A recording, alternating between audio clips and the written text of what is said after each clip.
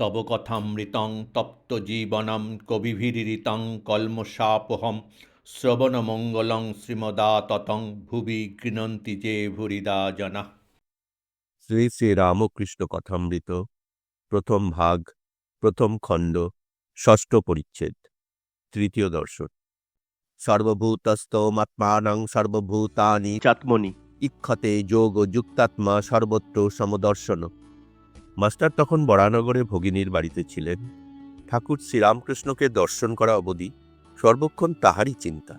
সর্বদাই যেন সেই আনন্দময় মূর্তি দেখিতেছেন ও তাহার সেই অমৃতময়ী কথা শুনিতেছেন। ভাবিতে লাগিলেন, এই দরিদ্র ব্রাহ্মণ কিরূপ এইসব গভীর তত্ত্ব অনুসন্ধান করিলেন ও জানিলেন, আর এত সহজে এই সকল কথা বুঝাইতে তিনি এ পর্যন্ত কাহাকেও কখনো দেখেন নাই। কখন তাহার কাছে যাইবেন ও আবার তাহাকে দর্শন করিবেন, এই কথা রাত্রদিন ভাবিতেছে। দেখিতে দেখিতে রবিবার 5ই মার্চ আসিয়া পড়িল। বরানগরে নেপালবাবুর সঙ্গে বেলা 3টা-4টার সময় তিনি দক্ষিণেশ্বরের বাগানে আসিয়া পৌঁছিলেন। দেখিলেন সেই পূর্ব পরিচিত ঘরের মধ্যে ঠাকুর শ্রীরামকৃষ্ণ ছোট তক্তাপোষের উপর বসিয়া আছেন।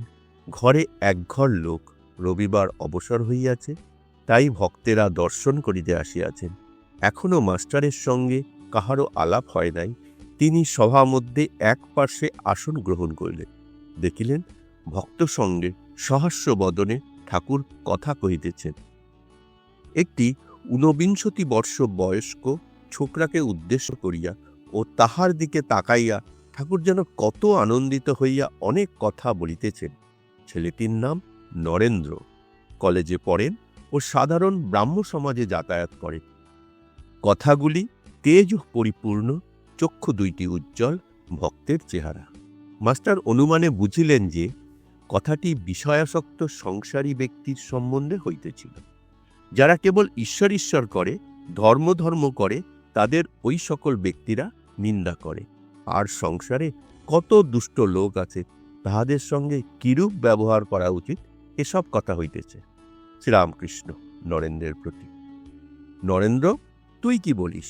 সংসারী লোকেরা কত কি বলে, কিন্তু দেখ, হাতি যখন চলে যায় পিছনে কত জানোয়ার কত রকম চিৎকার করে, কিন্তু হাতি ফিরেও চায় না। তোকে যদি কেউ নিন্দা করে তুই কি মনে করবি?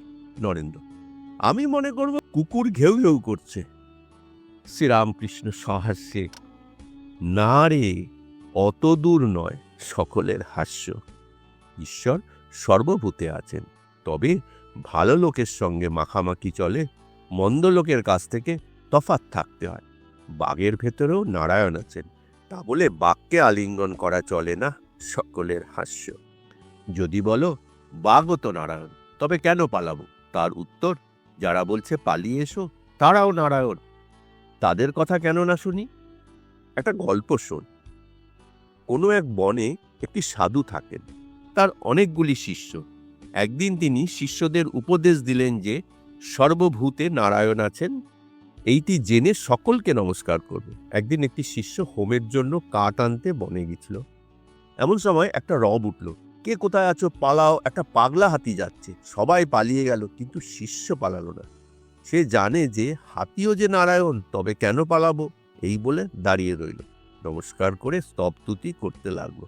এদিকে মাহুত চেঁচিয়ে বলছে, পালাও পালাও। শিষ্যটি তবু নড়ল না। শেষে হাতিটা সুরে করে তুলে নিয়ে তাকে একেবারে ছুঁড়ে ফেলে দিয়ে চলে গেল। শিষ্য ক্ষতবিক্ষত হয়ে ও অচৈতন্য হয়ে পড়ে রইল। এই সংবাদ পেয়ে গুরু ও অন্যান্য শিষ্যরা তাকে আশ্রমে ধরাধরি করে নিয়ে গেল আর ঔষধ দিতে লাগলো। খানিকক্ষণ পরে চেতনা হলে ওকে কেউ জিজ্ঞাসা করলে, তুমি হাতি আসতে শুনে কেন চলে গেলে না? সে বলল, গুরুদেব যে আমায় বলে দিয়েছেন যে নারায়ণী মানুষ জীব জন্তু সব হয়েছেন, তাই আমি হাতি নারায়ণ আসতে দেখে সেখান থেকে সরে যাই নাই। গুরু তখন বললেন, বাবা, হাতি নারায়ণ আসছিল বটে, তা সত্য, কিন্তু বাবা, মাহুত নারায়ণও তো তোমায় বারণ করেছিলেন। যদি সবই নারায়ণ, তবে তার কথা বিশ্বাস করলে না কেন? মাহুত নারায়ণের কথাও শুনতে হয়। সকলের হাস্য। শাস্ত্রে আছে, আপ নারায়ণ, জল নারায়ণ, কিন্তু কোনো জল ঠাকুর সেবায় চলে, আবার কোনো জলে আচানো, বাসন মাজা, কাপড় কাচা কেবল চলে, কিন্তু খাওয়া বা ঠাকুর সেবা চলে না। তেমনি সাধু, অসাধু, ভক্ত, অভক্ত সকলেরই হৃদয়ে নারায়ণ আছে, কিন্তু অসাধু, অভক্ত, দুষ্ট লোকের সঙ্গে ব্যবহার চলে না, মাখামাখি চলে না।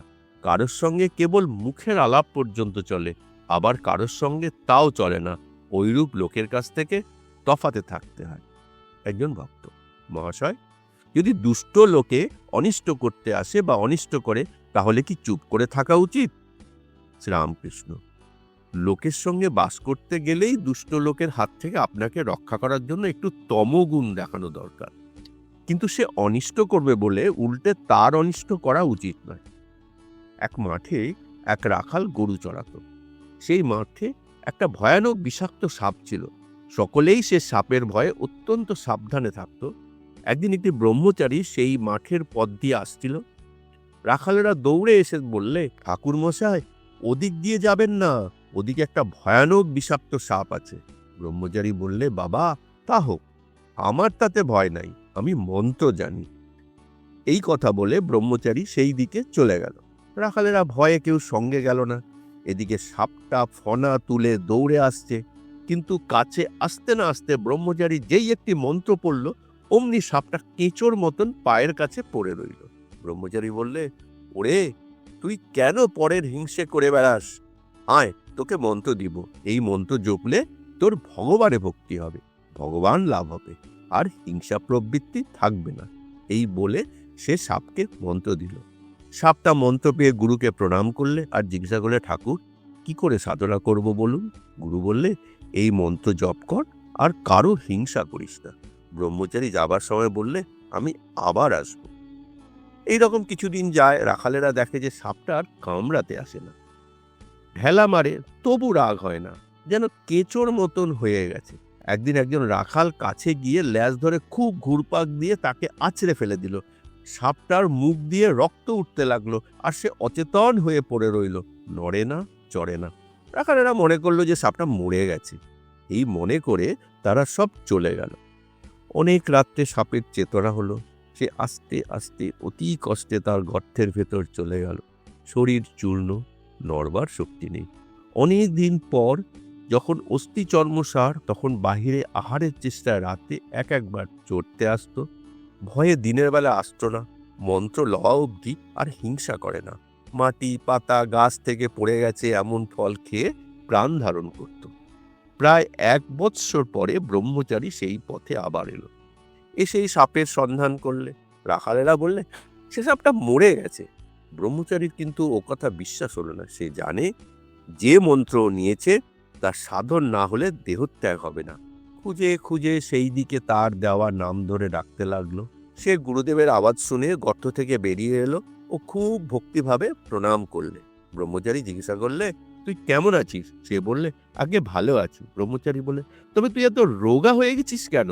সাপ বললে, ঠাকুর, আপনি আদেশ করেছেন কারো হিংসা করো না, তাই পাতাটা ফলটা খাই বলে বোধহয় রোগা হয়ে গেছি।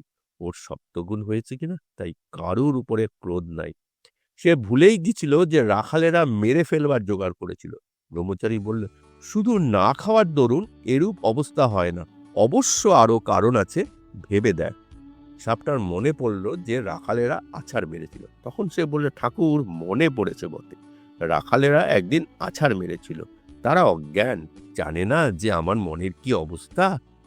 আমি যে কাহাকে কামড়াবো না বা কোনরূপ অনিষ্ট করব না, কেমন করে জানবে? ব্রহ্মচারী বলে, ছি, তুই এত বোকা, আপনাকে রক্ষা করতে জানিস না?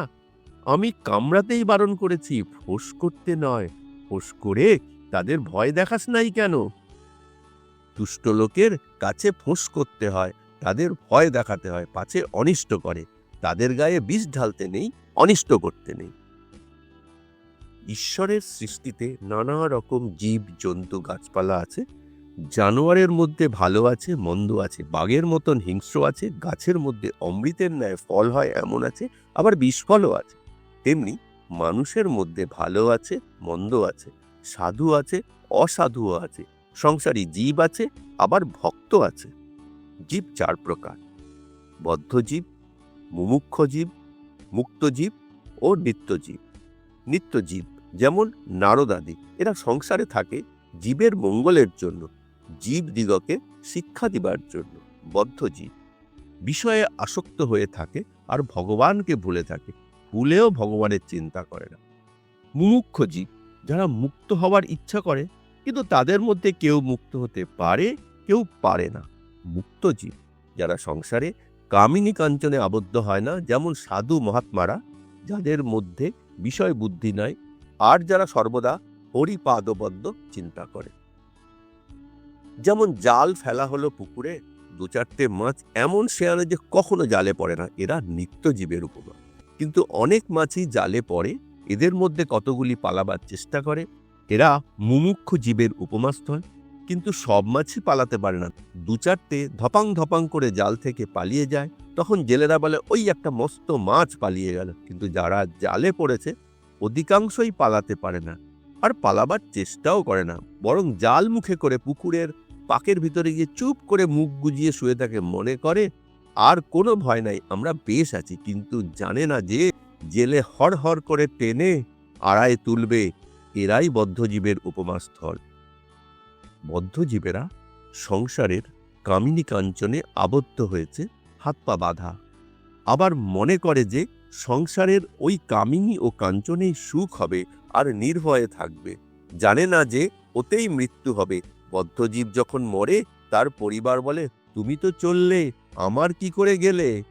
আবার এমনি মায়া যে প্রদীপটাতে বেশি সলতে জ্বললে বদ্ধজীব বলে তেল পুড়ে যাবে, সলতে কমিয়ে দাও।